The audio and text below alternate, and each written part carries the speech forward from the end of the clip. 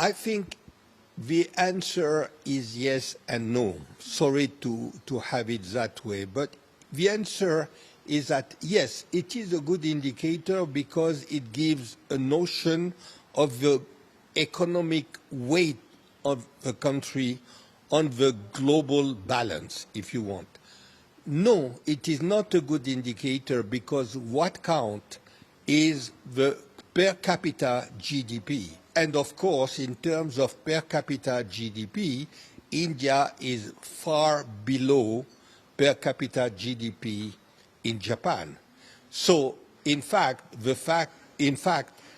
whether or not India has now achieved this fourth position in the global economic balance is a good indicator of progress being made, but it is not in any way any reason for complacency. On the contrary, it is a reason for accelerating so that this development of the economy becomes much more inclusive and translate into elevating standards of living for the whole population and not just for the fledgling middle class that we see today in the countryside as well as in urban centers. You have today data as a real big, foremost national strategic asset. Without data, no deep tech, no AI, nothing.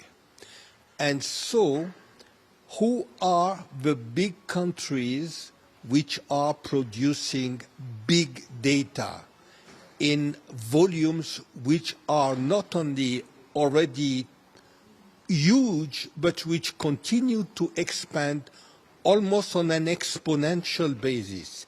It is mostly China, India, Europe, and to a lesser extent, the US.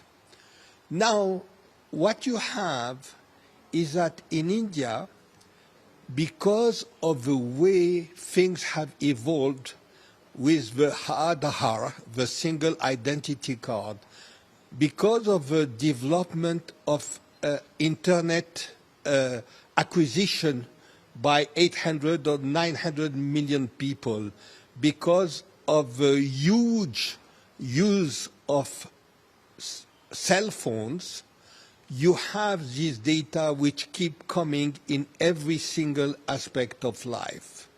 Now, when you look at this data, everybody wants to be able to use it. Countries such as China, India, Europe want to keep control of their data. And for very important reason, because again, this is a key strategic asset. The US want to have more and more access to this data. The government, because it is important for the development of AI and deep tech for military use, and the US big tech because they want to dominate the global high-tech landscape. Now, you have China, which has created a wall, and so the Chinese data not only is not accessible, but will not be accessible in the future. So the two big targets for American players to want to get a foot, to want to get access and use to the data are Europe and India. And of course, already there is a big offensive from the United States for Europe to dilute its privacy law, its laws restricting access and use of data. So, in a way, India can expect to be also a target of that. And India, of course, we need to make sure that it protects this huge strategic asset, because this is the basis from which it can build to accelerate its innovation technology process, from which it can create new developments in disruptive technologies, and from which it can, in a way, build its position as being among the top 2 or 3 big data players in the world. No country except China can have the kind of assets to use with respect to big data. No country except India. So it is a moment for India to really leverage in an optimized way this unique asset that it has and which continues to develop on a single-day basis.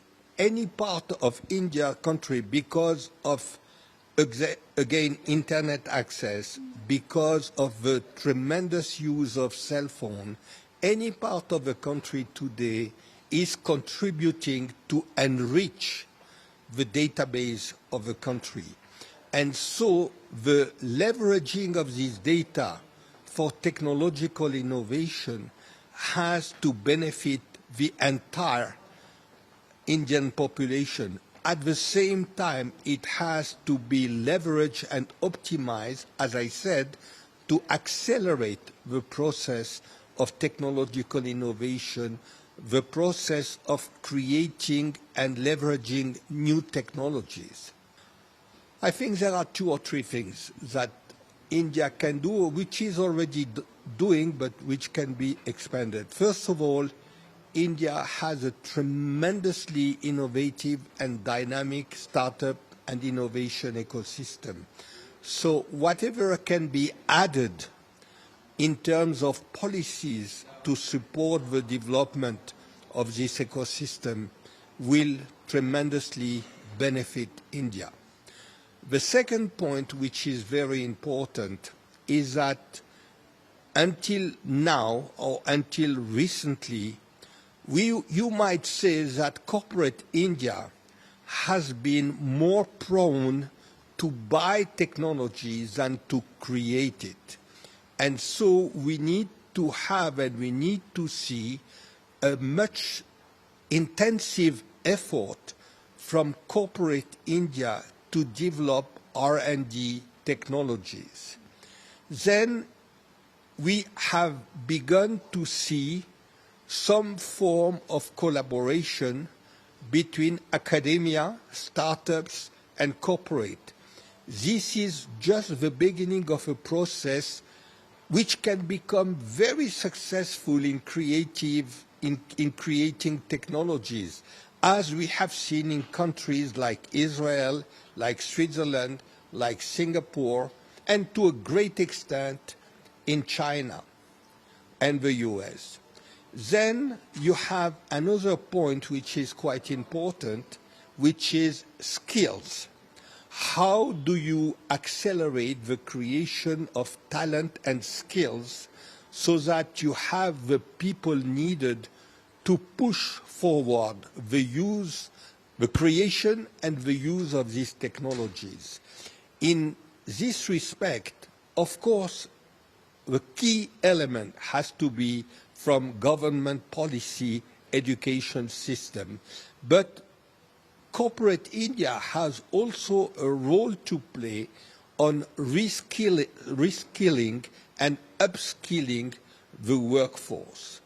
And this is quite important because given the fast evolving pace of technology, we need to make sure that this workforce can be able to continue to act, not only to serve the development of the economy, but also to make sure that these people can achieve a standard of living which would be quite, first a decent and then a good one. You have quite a few. I think you have aerospace, which is one sector, biotech, which is another sector.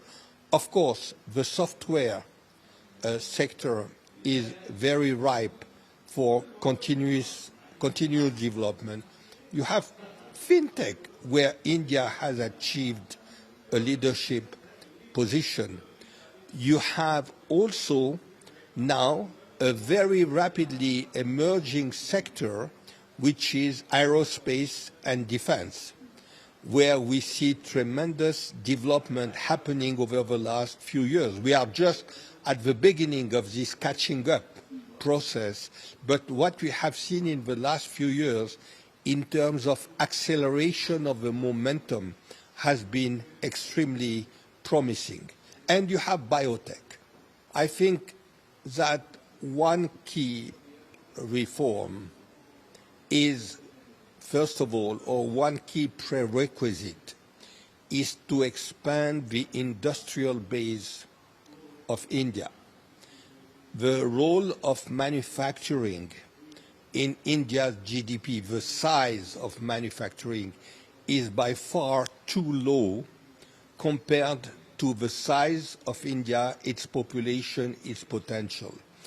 Manufacturing in India is about half of what is the share of manufacturing in GDP in India is about half what it is in China. And so without expanding the manufacturing base, you cannot achieve the kind of $7–8 trillion GDP by 2030. That is really one element. The second element that I have mentioned is, of course, the increase of R&D effort. This is absolutely crucial. The third element, which is very important, is to accelerate the pace of development and the productivity increase of the rural sector. The rural sector in India remains extremely important. The productivity in this sector has increased, but remained below par compared to what is happening elsewhere. And given the size of this sector, given the size of the population involved in this sector, you cannot achieve the kind of growth that we are talking about if you don't have a significant productivity increase, which will translate into more consuming power from the rural population. So these are the kind of, among other things, the kind of very important element to really take care in the coming years if 2030 must be the kind of milestone year that people want it to be.